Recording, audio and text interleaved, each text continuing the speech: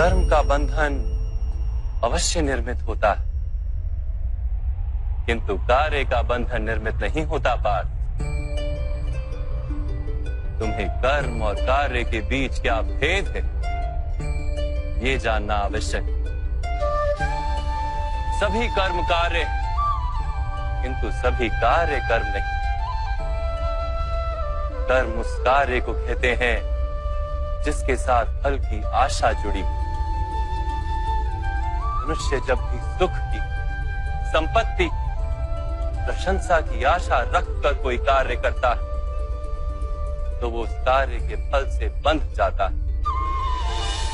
जब किसी कर्म को फल की आशा से किया जाए तो उसे सकाम कर्म योग कहते हैं, और जब किसी कर्म को बिना किसी फल की आशा से किया जाए तो उसे निष्काम कर्म योग कहते हैं। इसी कारण से उसे बार बार जन्म लेना पड़ता है। वास्तव में मनुष्य को कोई कर्म नहीं बांधता, उस कर्म से जुड़ी आशाएं उसे बांधती।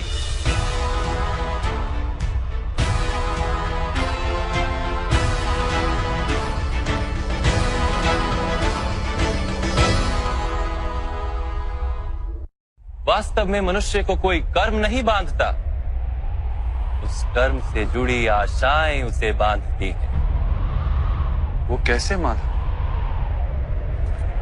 यदि इस युद्ध में तुम्हें विजय होने की आशा है तो पराजित होने पर तुम्हें भीषण दुख होगा, और वो दुख तुमसे कोई अन्य कार्य करवाएगा जिसके लिए तुम्हें दूसरा जन्म लेना पड़ेगा।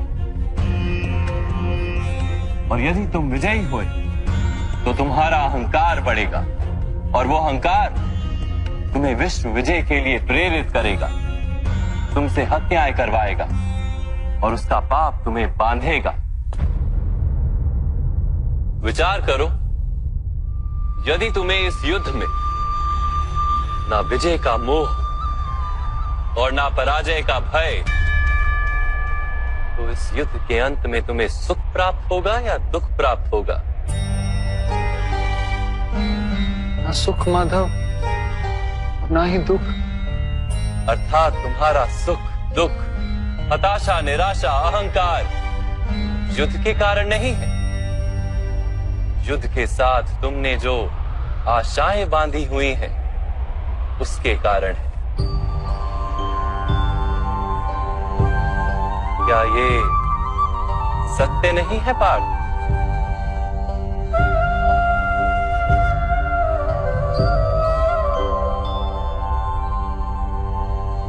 सुख दुखे समे कृत्वा लाभा लाभो जया जयो ततो युद्धाय युज्यस्व नैवं पाप मवाप्स्यसि। अर्थात सुख दुख को समान मानकर लाभ हानि जय पराजय का विचार किए बिना यदि तुम युद्ध करोगे कौन्तेय, तो तुम पाप के भागी नहीं बनोगे। इसी को कर्म योग कहते हैं। जो सांख्य का ज्ञान प्राप्त कर लेता है वो ये जान लेता है कि वो शरीर नहीं, केवल एक आत्मा है। शरीर के भोग और अनुभव तो केवल मृत्यु तक है, अर्थात वास्तविक नहीं, केवल माया है।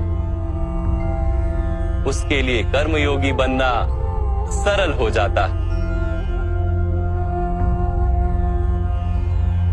परंतु माधव, यदि कार्य से बंधन निश्चित है तो क्या संसार का त्याग करके संन्यास लेना उचित नहीं? इसी विचार का परिणाम है कि आज ये युद्ध हो रहा है पार्थ।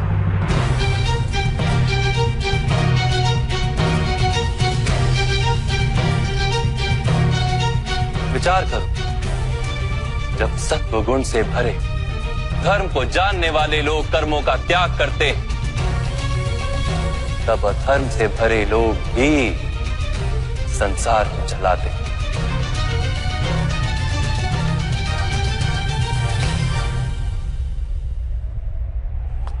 यदि महामहिम ने संसार का त्याग ना किया होता तो आज अधर्म इतना बढ़ता ही नहीं।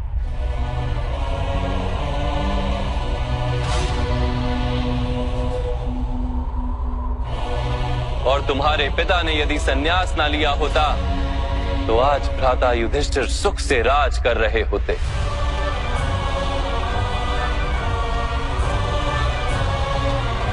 और अपनी प्रजा को न्याय और धर्म का ज्ञान दे रहे होते। किंतु दुखदायक बात तो यह है पार्थ कि सत्वगुण से भरे मनुष्य ही संसार को लाभ दे सकते हैं, किंतु वो ही संन्यास का विचार करते हैं।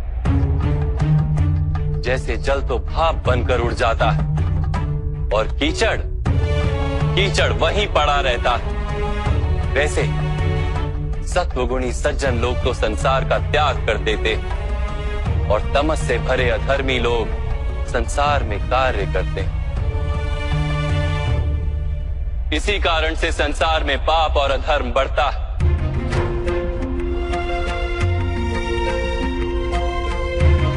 किंतु कर्मयोग इस विचित्र स्थिति से सारे संसार का रक्षण करता है।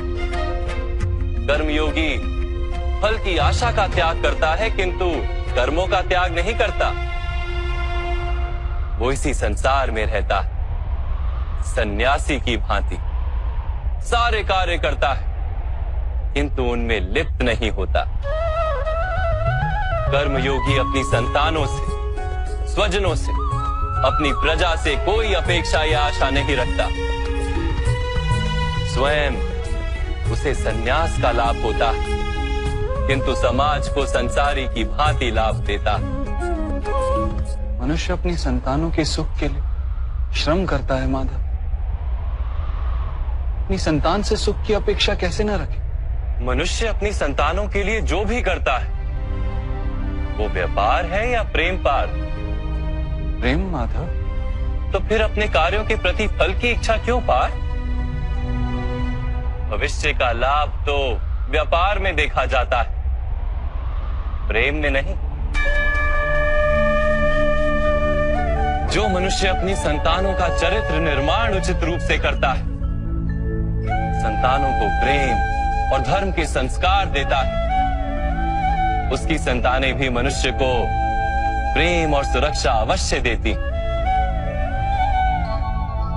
संतानों के कर्म, स्वजनों के व्यवहार उनके कर्म है पार, और जब उनके कर्मों पर हमारा कोई अधिकार नहीं होता तो उनसे आशाएं और अपेक्षाएं रखने का क्या प्रयोजन? यदि गहन विचार करोगे पार्थ तो शीघ्र ही ये जान लोगे कि जीवन में ऐसा कोई कार्य नहीं है जिसके साथ आशाएं और अपेक्षाएं जोड़ना अनिवार्य हो। जब सृष्टि ही परमात्मा है और मनुष्य स्वयं परमात्मा का अंश है, तो सारे कार्य परमात्मा ही करते हैं, मनुष्य स्वयं कुछ नहीं करता। यही कर्मयोग का मूल सिद्धांत है पार्थ।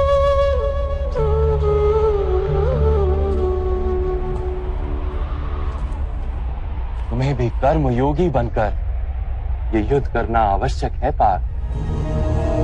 त्रिगुणिया विश्या वेदा निस्त्रिगुण्यो भवार्जुना, निर्द्वंद्वो नित्य तत्वस्थो निर्योग क्षेम आत्मवान।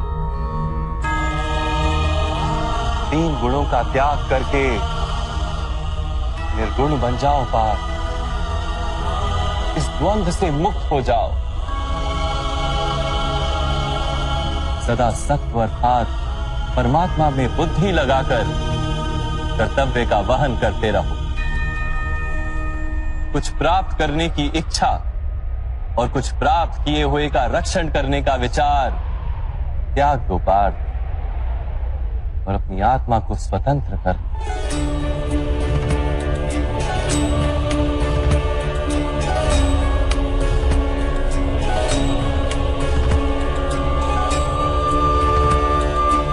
स्मरण रहे पार्थ, कर्मण्यवाधिकारस्ते मा फलेषु कदाचन मा कर्म फल हेतुर्भु मा ते संगोस्त्व कर्मणि। तुम्हारा अधिकार तो केवल कर्म करने का है, फल तो ईश्वर के हाथ में, इसलिए ना कर्म से भागना उचित है और ना ही कर्म के फल की आशा रखना उचित है।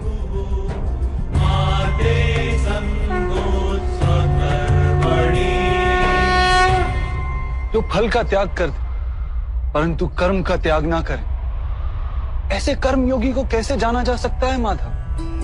विश्या विनिवर्तन्ते निरहारस्य देहिनः रसवर्जम रसोप्यस्य परम दृष्ट्वा निवर्तते। सुनो पार्थ, जो स्वाद से छूटने के लिए भोजन का ही त्याग कर देता है, वास्तव में उसके मन से स्वाद की लालसा कभी जाती ही नहीं। उसे दोहरी हानि होती है। एक तो वो निर्बल हो जाता है, जिसके कारण परमात्मा को प्राप्त करने का जो प्रयत्न अनिवार्य है उसे वो नहीं कर पाता, और दूसरा, सदा ही उसका मन स्वाद की लालसा से भरा रहता है। इसलिए भोजन का त्याग करने से उत्तम है स्वाद की लालसा का ही त्याग कर दिया जाए।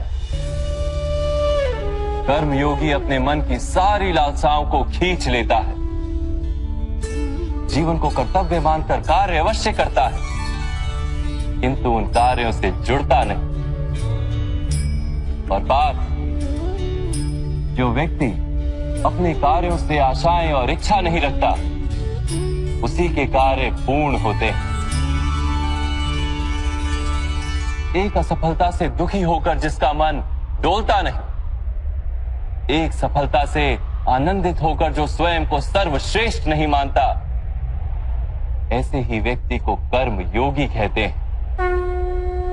और ऐसा व्यक्ति जीवन में बार बार सफल होता है।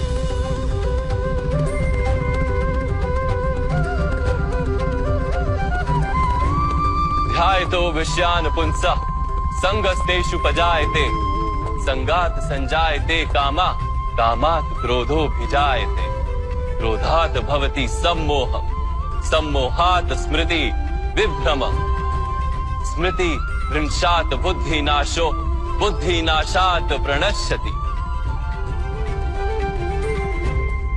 फल की आशा से कामना प्रकट होती है, और कामना का तो स्वभाव है असंतुष्ट रहना। असंतोष से क्रोध उत्पन्न होता है, और क्रोध से मोह जन्मता है। मोह के कारण व्यक्ति आचार और व्यवहार का ज्ञान ही भूल जाता है। ज्ञान के जाने से बुद्धि चली जाती है, अनुचित प्रकार के कार्य होने लगते हैं, और समाज ऐसे व्यक्ति का शत्रु बन जाता है। और अंत में ऐसे मनुष्य पूर्णतः पतन हो जाता है।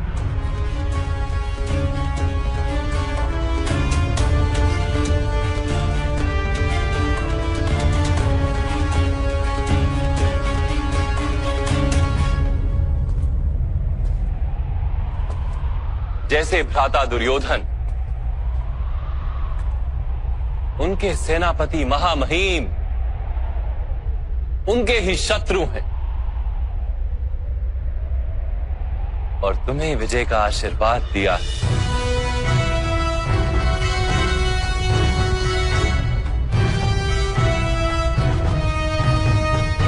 पार्थ, कर्मयोग ब्रह्म विद्या का दूसरा चरण है। परमात्मा में अपनी बुद्धि स्थिर करो, स्वयं को आत्मा जानो, मिथ्या बंधनों से मुक्त हो जाओ, और फल की आशा का त्याग करके केवल कर्म करते रहो।